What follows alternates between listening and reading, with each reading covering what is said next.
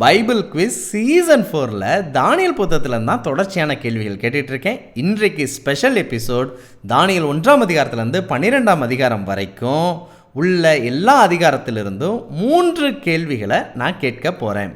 முதலாம் கேள்வி, தானியலுக்கும் நேபுகாத்நேச்சார் ராஜாவுக்கும் சொப்பனத்தில் கனவில் தோன்றின தரிசனங்கள் எந்தெந்த அதிகாரத்தில் குறிப்பிடப்பட்டிருக்கிறது என்பதை குறிப்பிடவும்.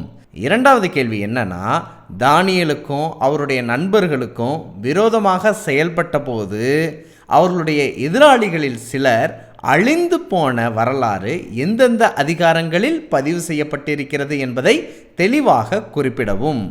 மூன்றாம் கேள்வி, குறி சொல்லுகிறவர்கள், ஜோசியர், கல்தேயர் இவர்கள் தரிசனத்திற்கு சொப்பனத்திற்கு அர்த்தம் சொல்லக்கூடாமல் இயலாமல் போன அதிகாரங்கள் என்னென்ன என்பதை குறிப்பிடவும். ஒரு க்ளூ கொடுக்குறேன். 3 அதிகாரங்களில் இவர்களால் பதில் சொல்ல இயலாமல் போயிற்று. என்னென்ன அதிகாரங்கள்ங்கிறத தேடுங்க.